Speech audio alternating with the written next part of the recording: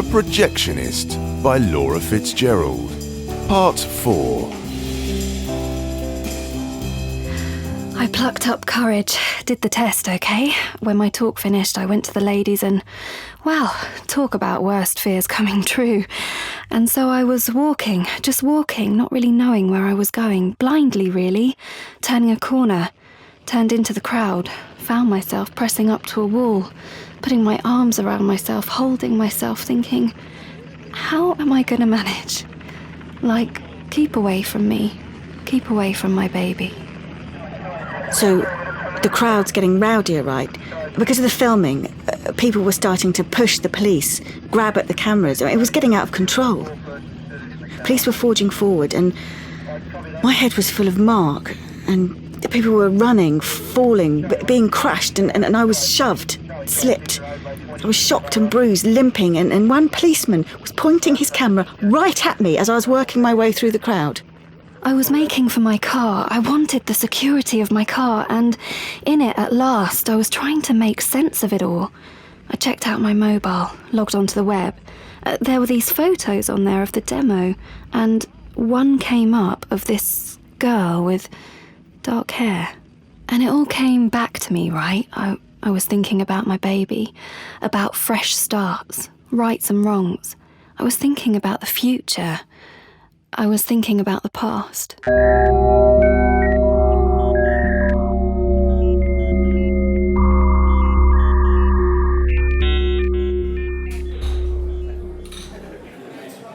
I was at work. The next day, I was just at work. Candy. Christ! What a surprise! Remember me? Abby? You okay? And she got me sat down and was telling me stuff about how she had helped Mark with that photo thing all that time back. Said she was sorry. But you say the ones he showed you were just of landscapes and stuff? Yes. And you didn't know what he was planning to do? I've always felt responsible. But why come now? Just wanted to. I thought I'd forgotten, but I think it's a bit to do with being pregnant. Oh. It's all right. When's it due? It's early days, the father, I'll be on my own. For the photo thing, Candy, this is important to me. I wonder if you can forgive me. Oh, for goodness sake, Abby, it wasn't your fault. I want to know you're okay. Look, you needn't have come, really. Do you mean... Thanks. Oh, Candy. Well, of course I thought, should I get in touch? I thought for a while, I didn't sleep much last night for thinking, should I or shouldn't I trace you, but what? Then I thought, don't be a coward, Abby, just find her on the system, look her up, I could see where you lived, your flat. You got that for a good price, didn't you? Oh, well done, Huh? Well, I thought it'd be a bit too obvious to go to your house. You don't say? No, really, I thought, Abby, don't be daft, just go to the cafe where she works. She doesn't get paid much, I'm sorry about that, I don't believe this. What's the matter? You looked up my personal details. No, yes, look, it's all right. Our system is industry standard. But my personal details are exactly that. Personal. No, wait. Those details are mine. They're none of your business. But that data on you is in the public domain. I didn't give my permission. You're on about 200 databases. I didn't give my details away. No, really, you must have. Well, in passing at least. No. When you shopped, went to the doctors, went on a bus. Wait. Flew, paid into a bank, took out a loan. You mean... No, see, it's all to the good. Businesses use that information to provide better services, and you could tap into it too. Find a market for your art, I couldn't find out about that. You still do that, don't you? You little shit. Sorry, This isn't ethical. It's legal. That's not the same thing. Please, you might be clean, but there's plenty who aren't. Why do you think I went into this business? Because of what happened to you. I wanted to find people and stop them before they did harm. Just a minute.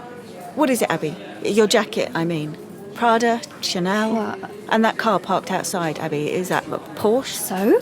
So look me in the eye and say you do this from the good of your heart. Oh, please, wake up. This is the real world, Candy. It's called supply and demand. To think I always used to admire you. What? You heard me. Because you were clever and talented and strong yet soft.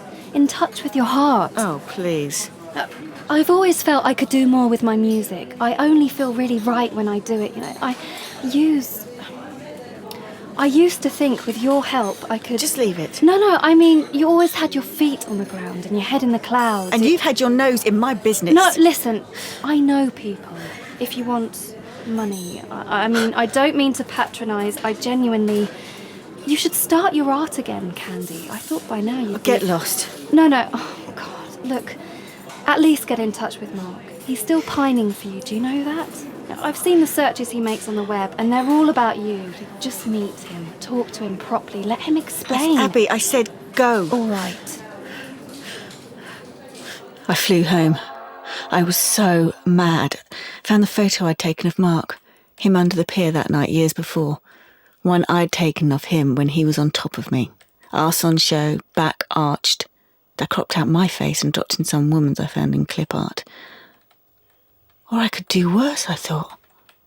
Why shouldn't I screw up his life like he screwed up mine? I just got back to work and in comes a request for a projection. You know, our system processed hundreds of requests every hour, but I just happened to catch it. Some school wanted to know about Mark. It seemed he'd applied as a teacher. I called up his data and that's when... Oh, what? No. It was Mark's police record, right? From his arrest years before. All there. CCTV record, DNA, fingerprints, the fact he seemed drunk on film. My brother was marked as criminally active, someone likely to commit a drug-related crime in the future. I had to think fast. I couldn't send Mark's report how it was, but our company said reports had to be sent within 60 minutes. Our system would text security if I changed the source code or if the report didn't go off. All I could do was manually change it. I felt pretty sick. Wasn't sure if I could do it. And then I changed my mind. I found his email address on the web. She said to meet back on the beach. Now, I was on the beach and the stars were coming out and I was thinking of all the satellites circling the Earth, keeping watch over us. I was thinking, I'm glad I live when I do. Yeah. Standing there that night on that beach with the stars and the satellites, waiting for Candy, hoping to wipe the slate clean, hoping to... Well, thinking of the future in front of us like a light. I felt safe. I felt blessed. I thought I had nothing to fear. Hi. Hi, it's good to... Yeah. How did the protest go? Good. Well, at the end it went a bit rough. It's strange, being back here. You were telling me about your job. Yeah, it should start next week. I can't wait, can't. Oh, I respect you for that. It's quite a tough job, I imagine. Listen, did you get your Biscossi thing in Who the I end? was with, she wasn't, it wasn't... I see. No, can I just say sorry? Because? Well, it's funny, I've imagined this moment for so long, had 1,000 ideas what I might say, how I could... I was stupid, insecure. I didn't think at the time. It's not an excuse, but no one could excuse what I did. I fell in love with you, Candy. How have you been? I don't know why I wanted to see you. Well, thank you. And sorry. You know, I met your sister. Oh, did you? She's expecting, she said. That's good. That's great. Oh, really? Yeah, great. I think I'll just be going then. Sure. Okay. Mark? Yeah. Nothing. Oh. Okay, Bye.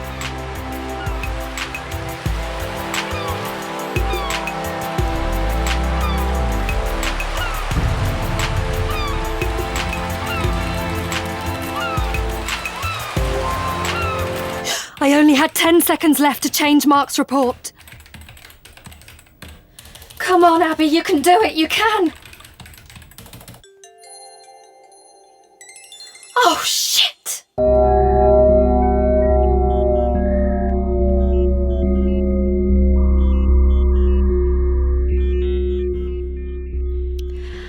So, that's when I realised the system I thought I controlled instead controlled me.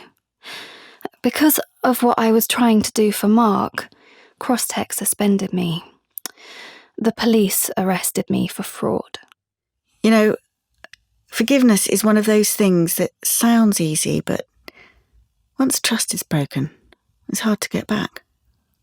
You know, these days, sometimes I open up an old photo of Mark and wonder if I should get back with him once and for all.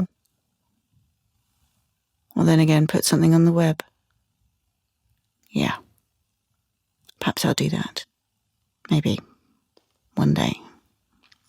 Who knows? When I got turned down for that job, my world fell apart. When I asked why, the school gave me a sheet of paper that said projection at the top. It was supposed to be about me, but I couldn't recognise myself from it. It kind of brought back this memory for me. Remember that old carousel? What's up? Mark? It's wrong. It isn't me in the mirror. Hey, of course it is. I can't see myself. Well, who do you think it is? I've been trying to get my records changed ever since, but I've been told there are over 5,000 sources, so how can I start to change that? Now, until I do, I can't get a job, and without that I can't get credit, a mortgage. My record prevents me from travelling abroad, and I can forget about life insurance. I was just starting to find out who I am, and then I discover my identity isn't actually who I am, it's who I can prove that I am. I was wrong about surveillance. We all make mistakes, don't we? We all take risks, do things we'd rather forget. No one is perfect. And if we've all done things wrong, then don't we all have something to fear? Well, I felt too stupid to talk to Abby about it. She doesn't want to know me these days. At least Candy has forgiven me, I think. Shh, little man. It will be all right. It will be...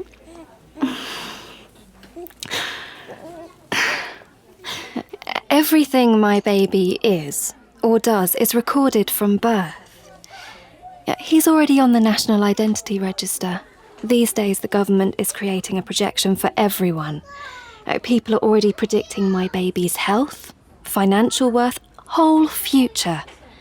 And of course, it doesn't reflect well on him that his mother has a suspended sentence for fraud. So these days I spend my time at the community centre. Someone here is helping me write down my story, get it out of my system. They said if I wanted, they could speak to my brother and Candy, get their sides of it. Said it might bring us together again, that it might make a good play. Of course, these days I have plenty of time to think about surveillance. Technology can bring huge advances, but we have to think first. What sort of society do we want to create?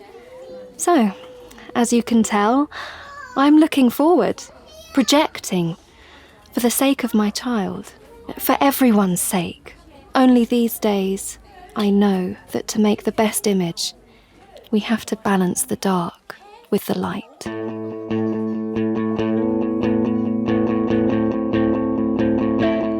In The Projectionist, written by Laura FitzGerald, Candy was played by Louisa Milwood Haigh, Mark by Elyes Gabel, Abby by Claire Murphy.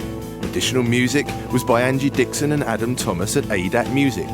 The Projectionist was directed for radio by Nigel Townsend and Jim Carey, produced for radio by Jake Strickland for Digital Fluid, produced for Y Touring by Nigel Townsend, Jonathan Ellicott and David Jackson. The edit and sound design was by Inventive Audio.